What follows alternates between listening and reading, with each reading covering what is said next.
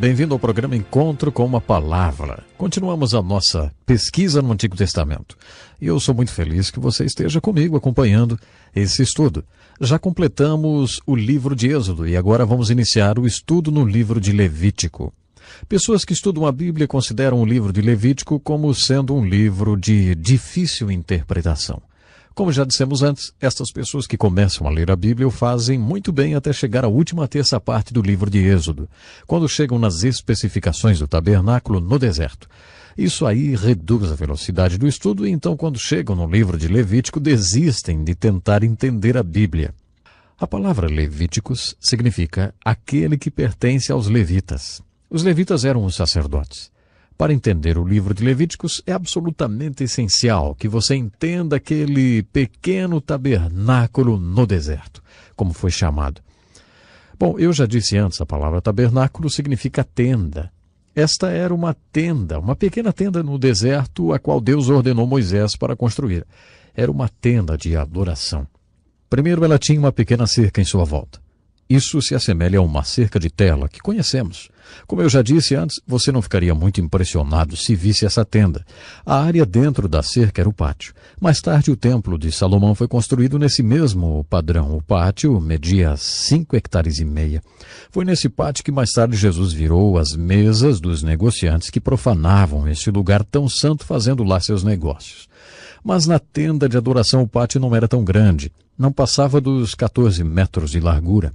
Se o pecador quisesse o perdão de Deus, ele iria para a tenda e então o sacerdote o encontraria no portão do pátio. Existiam lá algumas mobílias que possuíam um profundo significado. A primeira mobília era chamada de altar de bronze. Era como uma grande churrasqueira. Mas, claro, isto era muito sagrado. Durante todo o tempo o fogo era mantido aceso naquele lugar. O propósito desse altar de bronze era para sacrificar o animal que o pecador trazia para poder receber o perdão de seus pecados. Enquanto o pecador ficava no portão do pátio, o animal era colocado no altar de bronze. Ele jamais poderia entrar na tenda de adoração. No compartimento onde Deus se fazia presente, o pecador nunca poderia entrar. Quem entrava no lugar do pecador era o sacerdote. Primeiro de tudo, o sacerdote colocava o animal do sacrifício no altar de bronze, enquanto a fumaça do sacrifício subia até Deus. Então o sacerdote ia para a próxima mobília, que era o lavatório. O lavatório era composto de uma grande bacia. Esta mobília era muito bonita e sofisticada. Aquele era o lugar onde cerimoniosamente o sacerdote se lavava no lugar do pecador, que permanecia, lembrem, no portão do pátio. O tabernáculo ou a tenda de adoração era dividida em 2 compartimentos. Existia um compartimento que era chamado de lugar santo. Havia ali um espesso véu que dividia esse lugar santo do compartimento interno, que era chamado de lugar santo dos santos. A glória de Deus habitava naquele maravilhoso lugar chamado Santo dos Santos. Como o sacerdote entrava na tenda de adoração e se movia entre a mobília que lá estava, eles se aproximavam da presença de Deus que habitava naquele lugar. Existia na tenda de adoração 4 mobílias diferentes.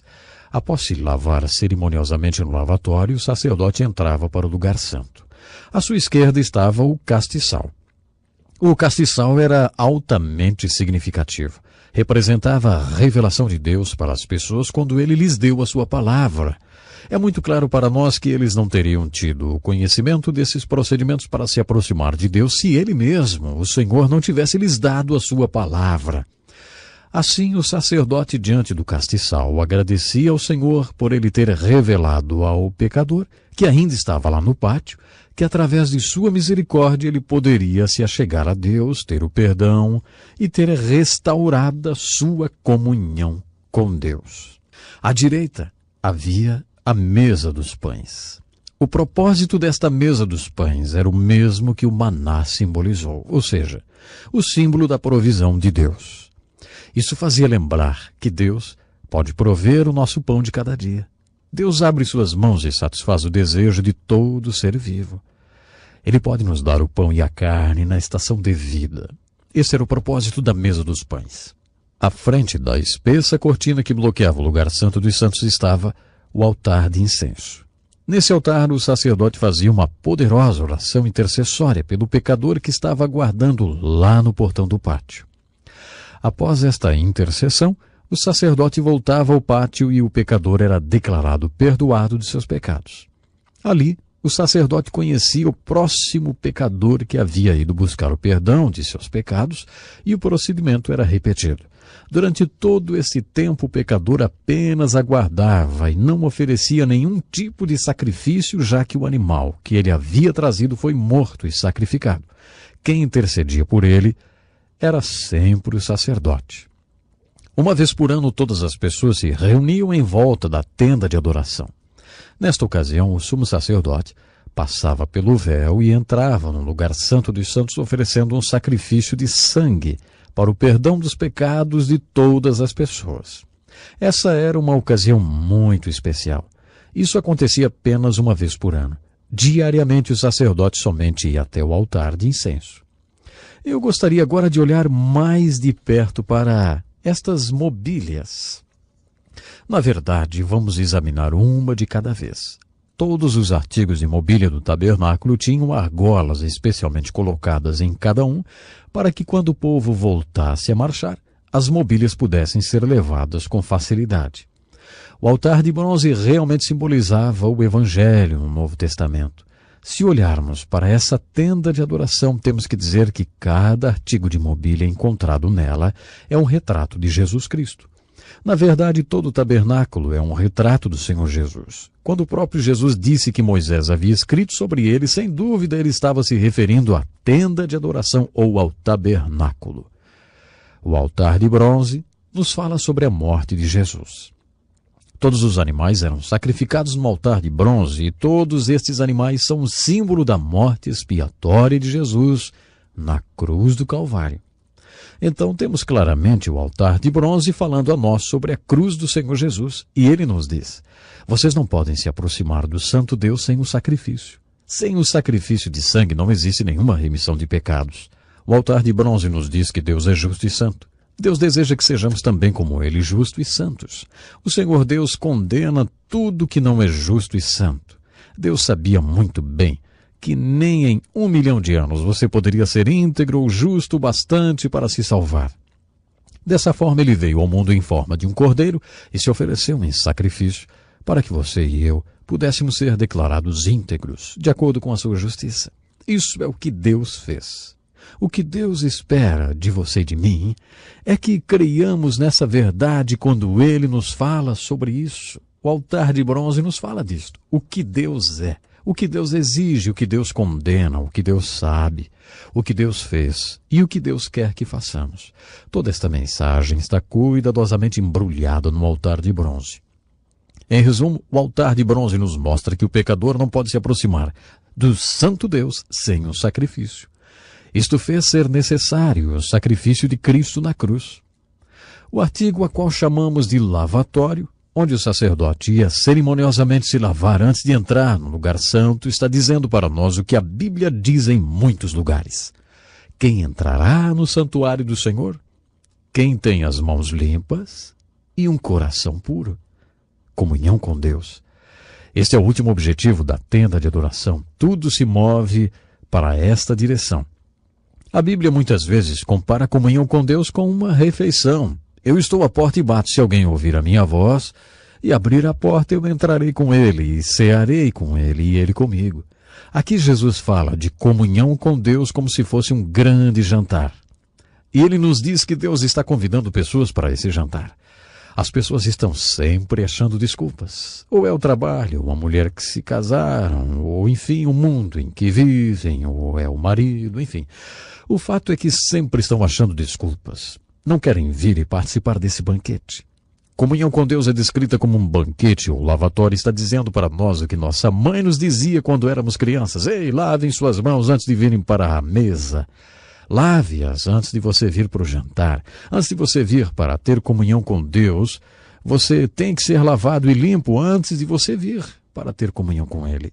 Esta era a mensagem do lavatório. Na sala superior, Jesus estava lavando os pés dos apóstolos. Você lembra disso? Após ele ter lavado os pés de 6 discípulos, ele chegou para lavar os pés de Pedro. Você sabia que o mestre foi exatamente para ter a oposição de Pedro? Pedro foi bem claro ao perguntar: você está vindo para lavar os meus pés? O Senhor poderia ter dito: bem, Pedro, isso é exatamente o que eu vou fazer. Eu já lavei os pés de 6 homens aqui e agora é a sua vez. É exatamente isso. Eu estou vindo para lavar os seus pés, Pedro, então fique quieto. Mas o Senhor foi muito gracioso e paciente. Ele teve um grande diálogo com Pedro. Ele disse: agora você não entende o que eu estou fazendo, mas você entenderá isso mais tarde. Foi aí que Pedro disse: você nunca vai lavar os meus pés. E Jesus então finalizou dizendo: bom, se eu não lavar os teus pés, você não terá parte comigo em meu reino. Esta é uma grande verdade. Se eu não lavar você continuamente, então você não tem parte comigo, você não tem nenhuma comunhão comigo. Isto é o que Jesus estava querendo dizer. Quando Pedro ouviu aquilo, e você conhece muito bem o impulsivo Pedro, não? Ele disse: então eu quero um banho completo, lave a minha cabeça, minhas mãos, me lave por inteiro. Se isso é necessário para eu ter comunhão contigo, eu quero tomar um banho agora. Lava-me todinho. Bom, ali o Senhor deu um grande ensinamento. Ele disse: Pedro, quando um homem tomar banho fora de casa, na volta ele sujará seus pés, porque eles estarão úmidos. Então, quando ele chegar na sua casa, não vai precisar outro banho completo, apenas lavará os seus pés. O que o mestre estava se referindo era o banho da regeneração. Tendo tomado o banho da regeneração, como caminhamos através desse mundo, nossos pés ficam sujos. Dessa forma, temos que continuamente lavá-los. A Bíblia nos diz: a lavagem pela palavra de Deus. Ela pode nos lavar diariamente. Ou, em outras palavras, através da leitura e da meditação na palavra de Deus, permitiremos este poder transformador atuar em nossas vidas diariamente. Isto é o que simbolizou o sacerdote quando foi para o lavatório e lá, com grande cerimônia, lavou-se a si mesmo enquanto o pecador aguardava no pátio do tabernáculo. O nosso tempo já acabou hoje. No próximo programa, por favor, esteja comigo. Vamos continuar a nos mover através da tenda de adoração ou tabernáculo, considerando cada mobília e o seu significado para o povo de Deus através de uma aplicação devocional que nos leva para mais perto de nosso santo Deus. Até lá, então. Este é um estudo escrito pelo Dr. Dick Woodward, na voz do pastor Edson Bruno.